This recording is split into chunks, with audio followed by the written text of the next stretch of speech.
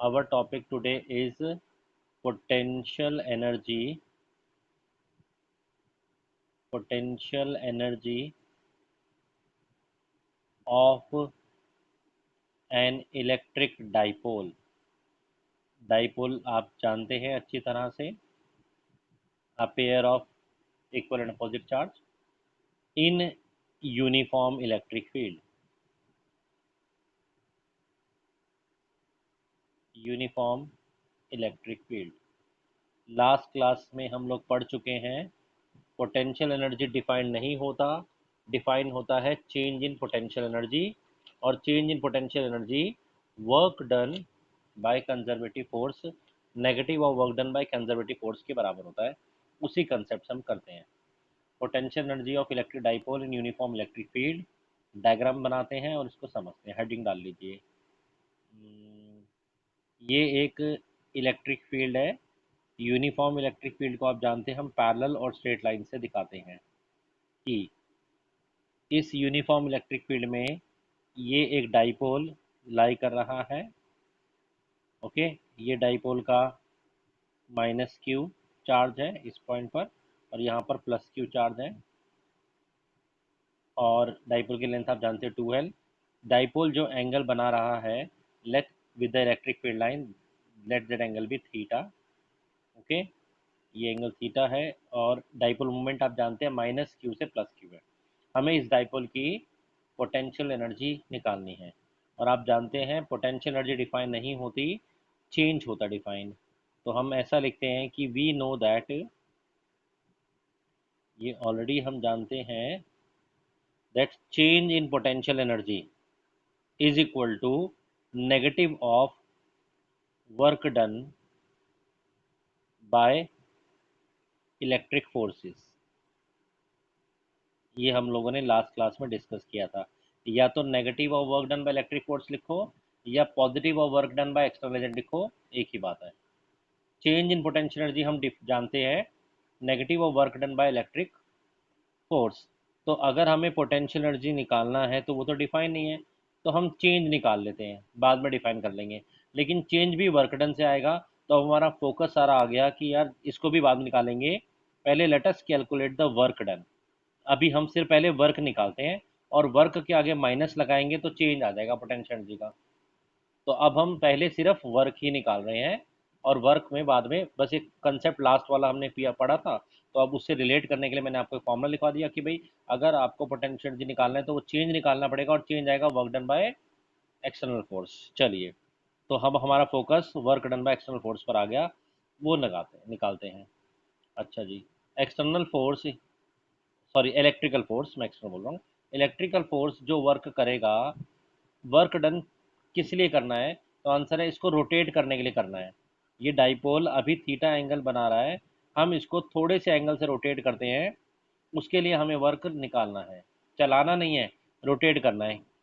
ठीक है, तो यहाँ पर हम वर्क डन में जो कैलकुलेशन करेंगे वो पहले, क्योंकि ये जो फोर्स है ये लगातार वेरिएबल है, बदल रहा है, तो हम इंटीग्रेशन की हेल्प करेंगे या स्मॉल वर्क निकालेंगे। तो हम क्या लिख रहे हैं? Small amount of work done to rotate the dipole through small angle will be given by force, rotational motion में torque होता है, and the small angle by which the dipole is rotated। Okay, यहाँ पर हमने force into displacement क्यों नहीं लगाया? Force in displacement क्योंकि हम रोटेशन कर रहे हैं डाइपोल को, और वैसे भी नेट फोर्स जीरो लग रहा है। अगर आप देखें तो पॉजिटिव चार्ज पर फोर्स ऐसे लगेगा, नेगेटिव पर ऐसे लगेगा, नेट फोर्स जीरो हो जाएगा। लेकिन ये फोर्स एक कपल ऑफ फोर्स यानी कि टॉर्क क्रिएट कर देगा, तो हम टॉर्क निकाल रहे हैं। तो थोड़ा सा घुमाने के लिए, छोटा सा एंगल से घुमाने के लिए, हम जो इस पर थोड़ा सा वर्क करेंगे वो करेंगे टाउ इंटू डी थीटा। अब जरा एंगल की बात करो, तो हमने जो घुमाया है इसको, वो हमने इसको एंटी क्लॉकवाइज घुमाया है। और आप डायरेक्शन देखिए टॉर्क की, ये जो फोर्सेस लग रहे हैं ये ऐसे, ये ऐसे, ये इसको ऐसे ले जाना चाहते हैं। इमेजिन करके देखो, ये इसको राइट में घुमाना चाहते हैं और हम उसको घुमा रहे हैं एंटी क्लॉकवाइज। ओके, जो हम कैलकुलेशन करें वो एंटी क्लॉकवाइज कर रहे हैं, यानी कि ये बन जाएगा tau into d theta into cos 180, that is -1 tau into d theta. क्यों? क्योंकि हम एंटी क्लॉकवाइज मूव करा रहे हैं। आराम आराम से क्लियर होके समझते चलो। अभी मैं सिर्फ वर्क की कैलकुलेशन कर रहा हूँ, और वर्क में भी हम थोड़ा थोड़ा स्मॉल निकाल रहे हैं, बिकॉज बिकॉज यहाँ पर वेरिएबल फोर्स है, बदल रहा है लगातार। ठीक है, चलें आगे। तो d W equal to minus tau into d theta, और डब्ल्यू टोटल वर्क किसी एक एंगल से दूसरे एंगल तक घुमाने के लिए, थीटा वन से थीटा टू तक घुमाने के लिए, will be given by integral of minus tau into d theta. अगर आपको याद हो तो टॉर्क का फॉर्मूला मैंने आपको शायद पहले प्रूव कराया था। माइनस का साइन बाहर ले लेते हैं। That was P E sine theta, tau was, torque was P E sine theta into d theta. Limits theta में पहले थीटा वन एंगल है और थीटा टू तक हम घुमा के ले जाना चाहते हैं। डी थीटा तो हमने थोड़ा सा घुमाया, पर अल्टीमेटली हम कहाँ से कहाँ तक ले जाना चाहते हैं? थीटा वन से थीटा टू तक, जहाँ पर डाइपोल पहले कुछ एंगल बना रहा है और उसको अब हम नए एंगल तक लेके जाना चाहते हैं। बोलिए, क्लियर यहाँ तक की बात? चले आगे। ठीक है, तो जो हम वर्क, अभी मैं वर्क निकाल रहा हूँ, उसके बाद हम पोटेंशियल जी पर आएंगे। चलिए, तो ये जो वर्क आ रहा है that is minus P E sine theta into d theta. Constants हमारे बाहर आ गए। क्या कांस्टेंट है? माइनस पी ई कांस्टेंट है, बाहर आ गया। साइन थीटा का इंटीग्रेशन क्या होता है? Minus cos theta. Limits theta one, जो पहले वाला एंगल है, से थीटा टू तक। ठीक है, जरा लिमिट प्लेस करते हैं। पहले इसके प्लेस पर कॉस थीटा टू, फिर कॉस थीटा वन। तो वर्क डन का जो हमारा फॉर्मूला आया वो आ गया, work done is equal to minus P E, ये माइनस को भी आप बाहर ले जाइए तो बिकम पॉजिटिव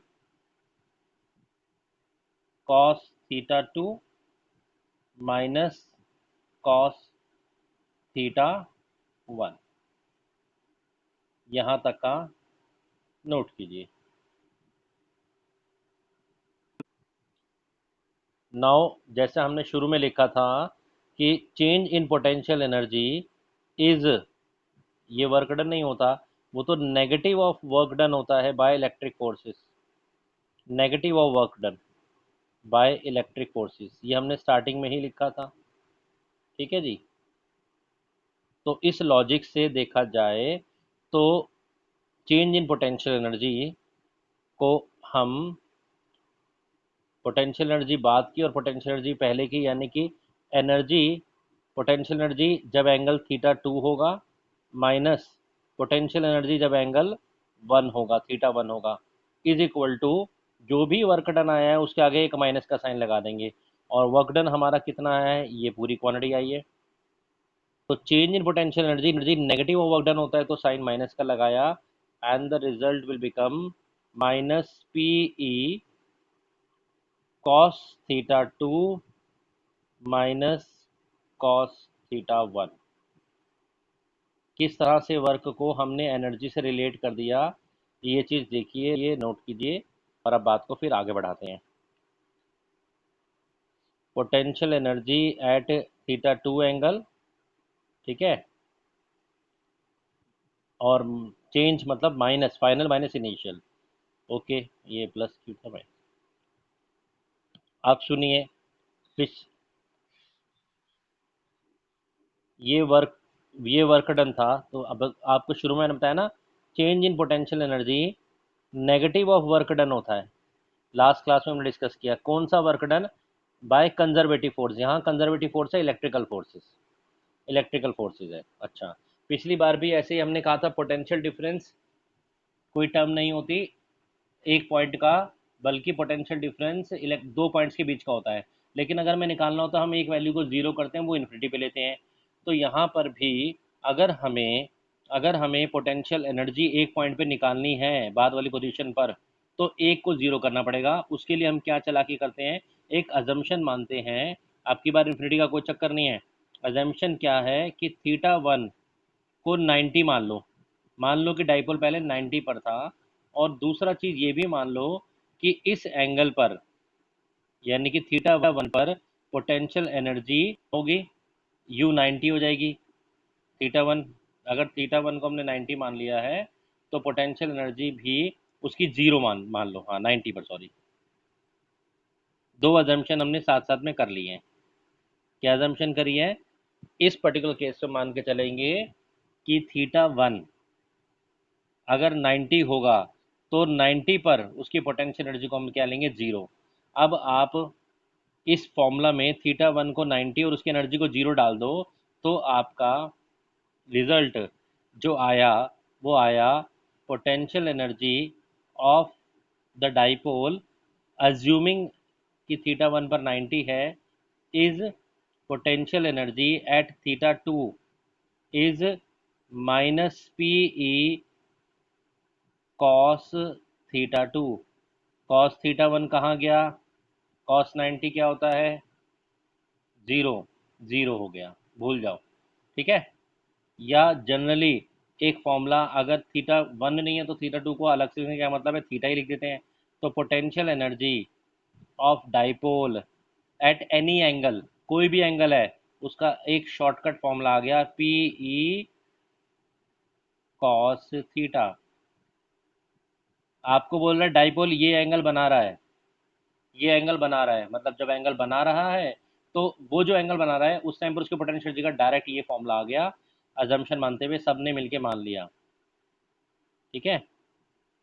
तो ये अजम्पशन मानकर ये रिजल्ट आ गया, हम सब ने मिलकर ये अजम्पशन मान लिया कि भैया हम थीटा वन को या 90 डिग्री पर पोटेंशियल जीरो लेके चलेंगे, और ultimately cos theta dot product में भी आता है, तो इसको हम माइनस पी डॉट ई ये भी लिख सकते हैं। लिखो। चलिए देखिए, इसमें अलग अलग केसेस बनते हैं। केस वन, केस वन है जब इलेक्ट्रिक फील्ड में हमारा इलेक्ट्रिक डाइपोल थीटा जीरो बना रहा है, मतलब डाइपोल हमारा इलेक्ट्रिक फील्ड में इलेक्ट्रिक फील्ड के साथ अलाइंड है, यानी कि पैरेलल है। जो डायरेक्शन इलेक्ट्रिक फील्ड की है, इलेक्ट्रिक फील्ड की डायरेक्शन भी यही है, और डाइपोल की डायरेक्शन, डाइपोल मोमेंट की डायरेक्शन भी यही है। एंगल तो जो फॉर्मूला आया है P E cos theta, angle तो पी और ई के बीच में है ना। पी क्या? Dipole moment. तो केस वन में अगर थीटा 0 डिग्री है, मतलब डाइपोल पैरेलल है इलेक्ट्रिक फील्ड के, तो क्या क्या सिचुएशन बनती है? नेट फोर्स ये तो हमेशा ही जीरो होगा, मैंने आपको बता दिया। इस सिचुएशन में नेट टॉर्क या टॉर्क नेट, टॉर्क का फॉर्मूला होता है पी ई साइन थीटा, और साइन थीटा यहाँ साइन जीरो हो गया, ठीक है ना, और साइन जीरो 0 डिग्री होता है, तो टॉर्क जीरो लगेगा। पोटेंशियल एनर्जी की बात करते हैं, मेनली तो हम पोटेंशियल एनर्जी को ही समझना चाह रहे हैं। इस सिचुएशन में पोटेंशियल एनर्जी कितनी होगी? क्या फॉर्मूला है? तो पोटेंशियल एनर्जी का ये वाला फॉर्मूला पकड़ लो, minus P E cos theta, और कॉस थीटा यहाँ पर हो गया कॉस जीरो। कॉस जीरो की वैल्यू क्या होती है बताइए? कॉस जीरो होता है 1, minus P E, minus P E मतलब पी और ई का प्रोडक्ट, और सबसे छोटी वैल्यू आ गई माइनस। ये सबसे मिनिमम पोटेंशियल एनर्जी है, इससे ज़्यादा पोटेंशियल एनर्जी मिनिमम नहीं हो सकती। This is minimum potential energy. और जब किसी चीज़ की पोटेंशियल एनर्जी मिनिमम होती है, ऐसी सिचुएशन को इक्विलिब्रियम, बल्कि स्टेबल इक्विलिब्रियम में कहा जाता है। क्या मतलब? अगर आप इसको इस पोजीशन से हिलाएंगे भी जरा सा, तो ये वापस, आपने सपोज यहाँ हल्का सा हिलाया, तो ये वापस अपनी पोजीशन पर आ जाएगा। इसमें इसको रहना पसंद है, ये इसकी फेवरेट लोकेशन है, जहाँ पोटेंशियल एनर्जी मिनिमम होती है वहाँ, ठीक है, कोई भी ऑब्जेक्ट रहना पसंद करता है, मिनिमम पोटेंशियल सिचुएशन है। तो डाइपोल अगर थीटा जीरो बना रहा है तो वो उसका स्टेबल इक्विलिब्रियम रहेगा। केस टू पर आइए। केस टू, केस टू में अगर डाइपोल 90 डिग्री पर रखा गया है, 90, फोर्स नेट की कहानी फिर से सुनिए, वो तो ज़ीरो ही है। मैंने कहा ना, फोर्स तो हमेशा ही नेट क्या रहेगा? ज़ीरो। ये आपकी इलेक्ट्रिक फील्ड है, डाइपोल अब की बार ऐसे है, this is negative Q, this is positive Q. Forces तो फिर दोबारा से ज़ीरो हो जाएंगे, प्लस पर ऐसा फोर्स लगेगा, माइनस पर ऐसा लगेगा, फोर्स तो ज़ीरो हो गया। जहाँ तक टॉर्क की बात है, टॉर्क होता है P E sine theta. Electric dipole moment की डायरेक्शन नेगेटिव टू पॉजिटिव ये रही, इलेक्ट्रिक फील्ड ये रही, थीटा बीच का हो गया 90, साइन 90 होता है 1, टॉर्क लगेगा maximum P E sine theta sign 90 1 हो गया, तो टॉर्क इज पी ई, जो कि मैक्सिमम वैल्यू है।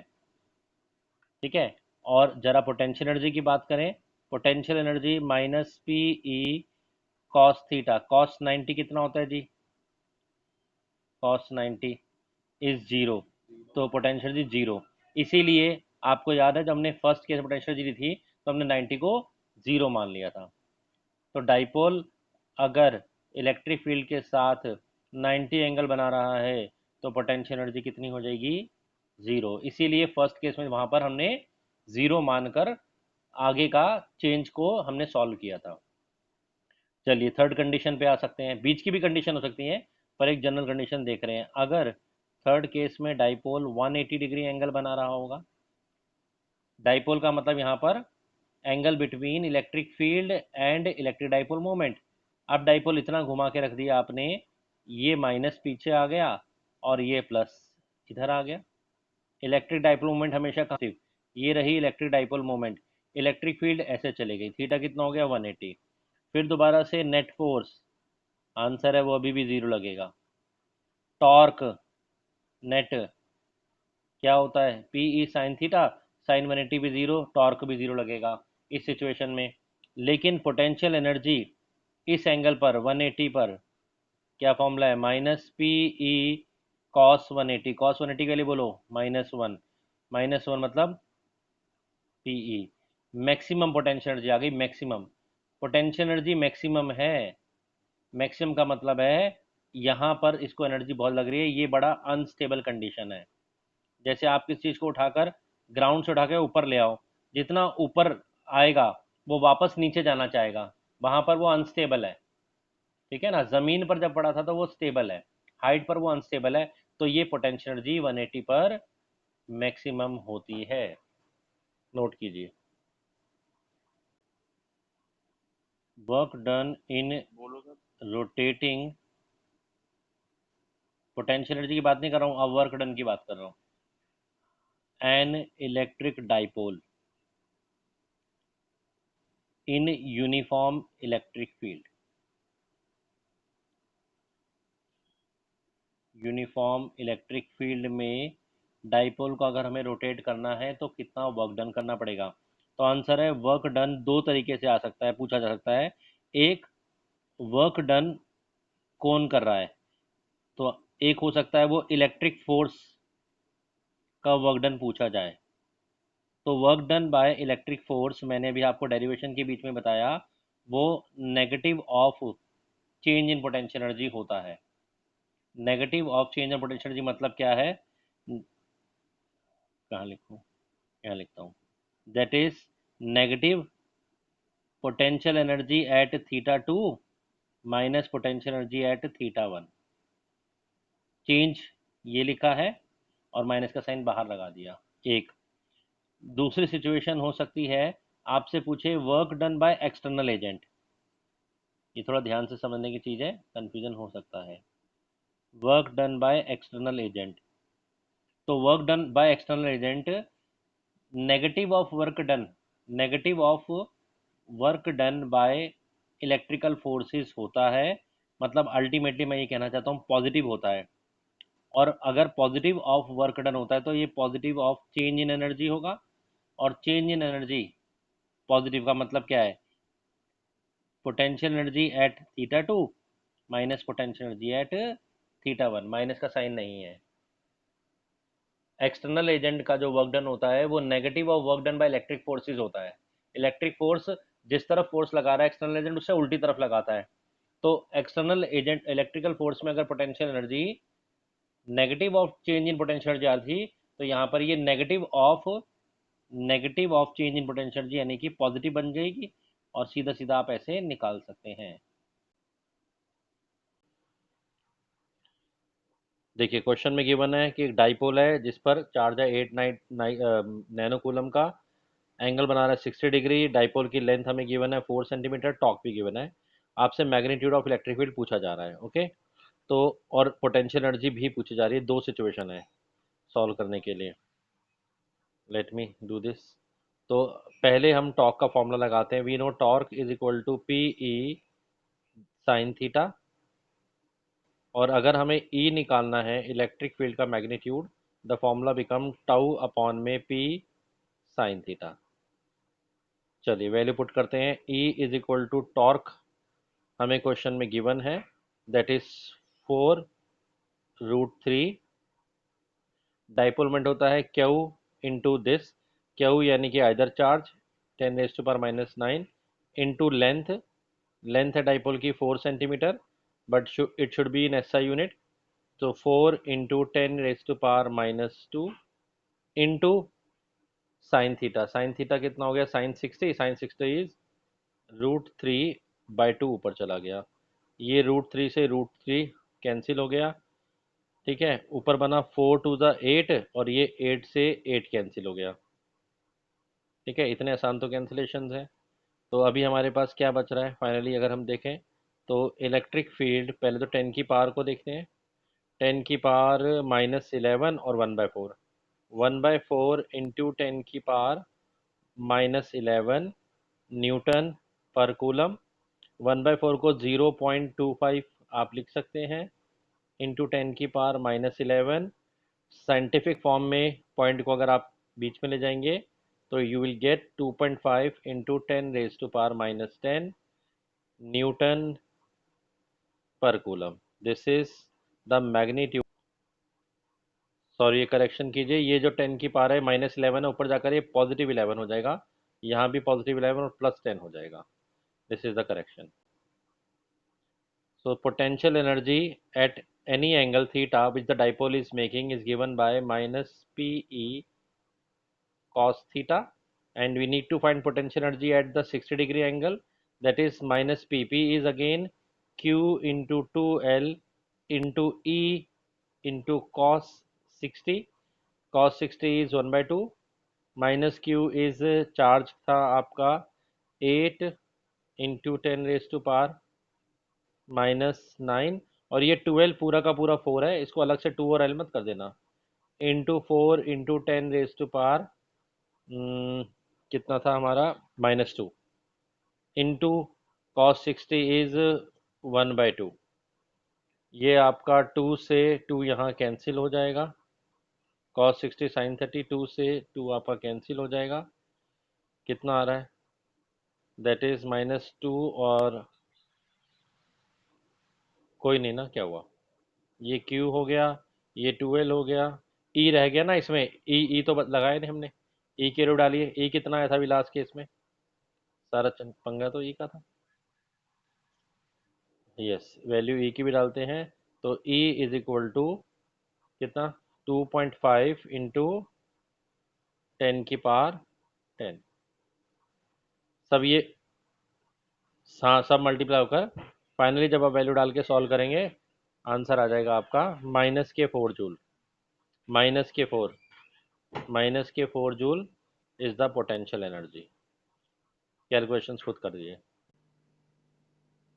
देखिए हमें एक पॉजिटिव चार्ज गिवन है 2 नहीं है, 5 × 10⁻⁻8 कूलम, और नेगेटिव चार्ज हमें गिवन है -3 × 10⁻⁸ कूलम। इनके बीच का डिस्टेंस है 16 सेंटीमीटर। हमसे पूछा गया है कि बताइए किस पॉइंट पर ये जो लाइन इनको ज्वाइन करती है पोटेंशियल जीरो होगा। तो हम मान लेते हैं पॉजिटिव चार्ज का पोटेंशियल धीरे धीरे धीरे कम होते होते किसी पॉइंट पर से पॉजिटिव चार्ज से x डिस्टेंस पर आकर जीरो हो जाएगा, सॉरी इतना पोटेंशियल हो जाएगा, एक्स पॉइंट ऐसा पॉइंट है जहां पर दोनों का नेट पोटेंशियल जीरो हो जाएगा। मतलब हम मान के चल रहे हैं potential at P is equal to zero, और पी का डिस्टेंस है एक्स। पोटेंशियल एट पी जो बनेगा वो बनेगा potential due to positive charge plus potential due to negative charge is equal to zero, ये बनना चाहिए पोटेंशियल। अब इसको हम ऐसे भी लिख सकते हैं, potential due to positive charge is equal to potential due to negative charge. ये लॉजिक लगा लेते हैं, ठीक है ना। मतलब ये एक ऐसा पॉइंट है, यहाँ पर जो पॉजिटिव पोटेंशियल और जो नेगेटिव पोटेंशियल है वो इक्वल हो जाएगा। चलिए कैलकुलेशंस कर लेते हैं। Potential due to positive charge x distance पर कितना बनेगा? k कोई नहीं निकाल रहे हैं।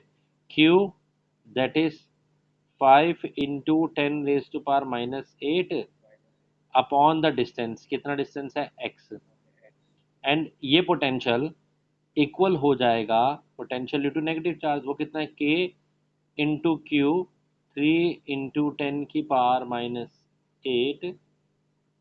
Upon 16 minus x. क्या सेंटीमीटर मीटर में चेंज की जरूरत है? आंसर है नहीं है, क्योंकि दोनों तरफ 100 कट ही जाएगा। ये k से k कैंसिल, 10⁻⁻8 से 10⁻⁻8 कैंसिल। ठीक है, कितना आया 5/x, यहाँ करते हैं calculation. 5/x is equal to, cross multiply कर दीजिए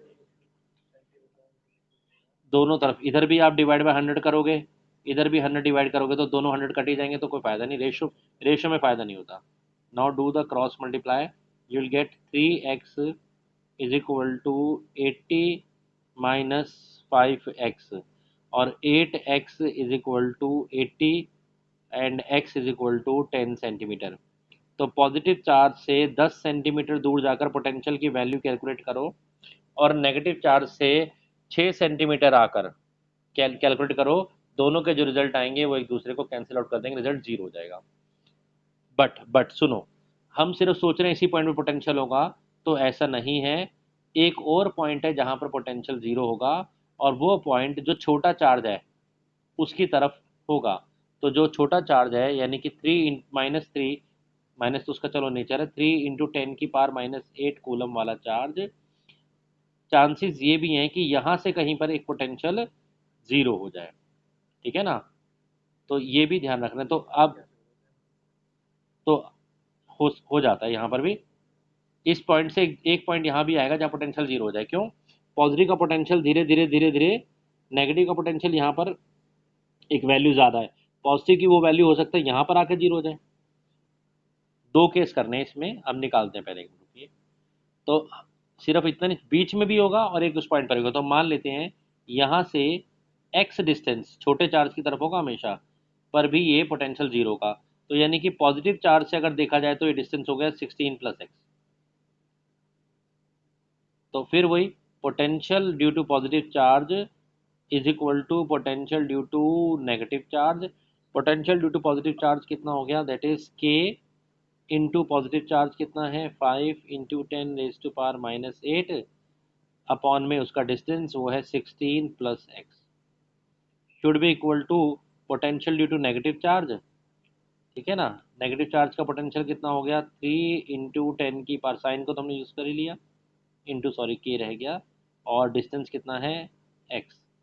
k से k कैंसिल, ये कैंसिल, क्रॉस मल्टीप्लाई कीजिए, कितना आता है 5x is equal to 48 plus, calculation check करो ठीक है। हाँ 48 प्लस कितना हो गया 3x, 3x + 48, इधर जाएगा तो कितना हो गया 2x is equal to 48 and x is equal to 24। तो दो पॉइंट जहां पर पोटेंशियल जीरो हो सकता है, एक तो इनके बीच में 10 सेंटीमीटर पर पॉजिटिव चार्ज से, और एक नेगेटिव चार्ज के राइट हैंड साइड पे 24 सेंटीमीटर पर भी जीरो हो सकता है।